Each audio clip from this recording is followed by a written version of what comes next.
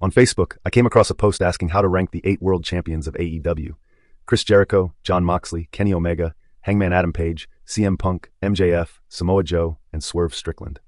This question is significant as it highlights the strengths and weaknesses of these wrestlers, their contributions to AEW, and how the company has evolved during their championship reigns. There are definitely lessons to be learned for possible future champions, such as Bryan Danielson, Darby Allin, or even Ricky Starks and Dustin Rhodes. Here's my ranking of the best AEW champions, starting with the top and ending with the bottom. 1. Chris Jericho. Chris Jericho ranks as the best AEW champion due to the profound impact he had during his reign. Ticket sales were strong while he held the title, and choosing him over Adam Page was a strategic decision. Jericho's extensive experience, over 30 years in wrestling, and a long history on American television, made him a recognizable figure for fans.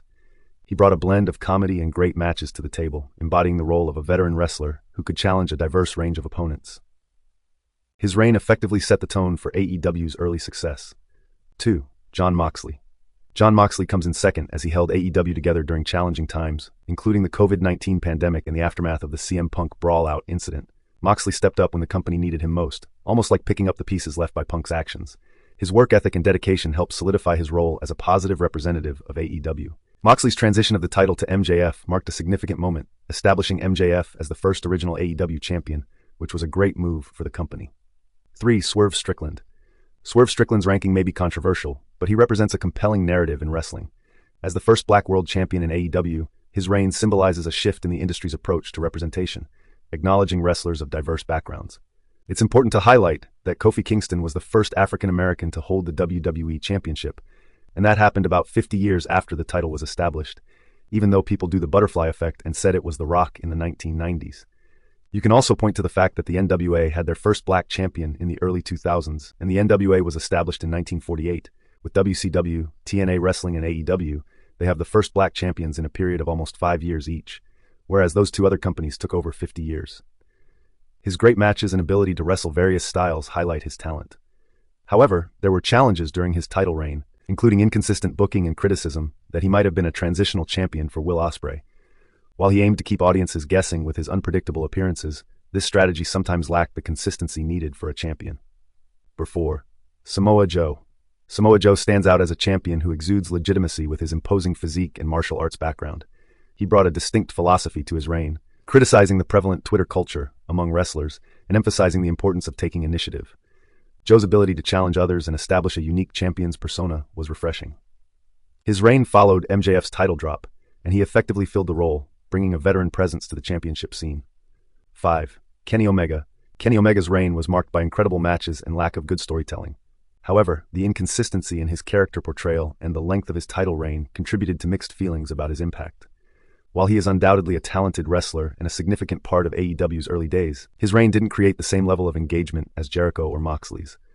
Definitely his feud with Hangman Adam Page elevated Adam Page and was the best long-term story that AEW told. 6. Hangman Adam Page. Hangman Adam Page had a compelling story arc leading up to his title win, but his reign struggled to maintain momentum.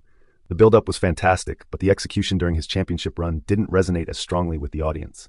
While he remains a beloved character, his title reign didn't elevate the company as much as others. 7. MJF. MJF ranks as the second worst champion for several reasons. He promised to be a serious champion and represent the title well, but his storyline with Adam Cole fell into hypocritical territory. The excessive comedy and goofy segments, such as dance-offs, clashed with AEW's original philosophy of serious and competitive wrestling. MJF's approach often undermined the prestige of the championship and coincided with a downturn for AEW, making the title feel less relevant. The Devil storyline, culminating in Adam Cole's betrayal, felt predictable and deflated audience expectations. Additionally, MJF's match with Jay White was heavily criticized, particularly due to the poorly executed injury angle, where it made it look like Jay White, a former New Japan Pro Wrestling champion, could not beat a one-legged man. And MJF hijacking an ambulance coming back to the arena was definitely a ripoff of Steve Austin hijacking a beer truck. 8. CM Punk. CM Punk ranks as the worst champion due to his unprofessional behavior following his championship win at All Out 2022. His inflammatory comments during the press conference not only instigated the infamous brawl-out incident, but also showcased a lack of humility and professionalism that overshadowed AEW during his reign. As a veteran with over 20 years in wrestling, Punk should have understood the importance of representing the company positively. His actions ultimately resulted in detrimental consequences for the AEW brand, casting a long shadow that continues to impact the organization nearly 2 years later. Conclusion. The variety of championship reigns in AEW offers a refreshing contrast to the repetitive storytelling often seen in other promotions. Each title holder brings their unique philosophy and style to the championship, creating a tapestry of narratives that keeps the audience engaged. In contrast to the predictable formula of babyfaces overcoming heels and excessively long title reigns in WWE, or the Vince Russo era in TNA, where villain wrestlers would have Crash TV-type interference and cheat to win nearly all the time, I feel that with AEW champions have the freedom to craft their journeys, making every reign feel distinct and significant. However, the permissiveness of Tony Khan's leadership can sometimes lead to missteps, as seen with champions who display unprofessional behavior without facing immediate consequences. While it's essential for champions to contribute their ideas and innovate within their reigns, it's equally crucial for leadership to ensure that professionalism is maintained and that actions taken do not harm the company's reputation or financial health.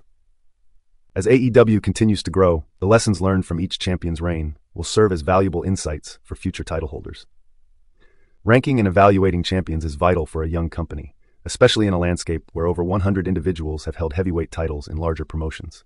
This reflective process allows AEW to understand its strengths and weaknesses and adapt accordingly, offering fans a chance to engage with the product in more meaningful ways. Ultimately, the hope is that AEW will cultivate champions who respect the company and the championship, approaching their reigns with seriousness and dedication.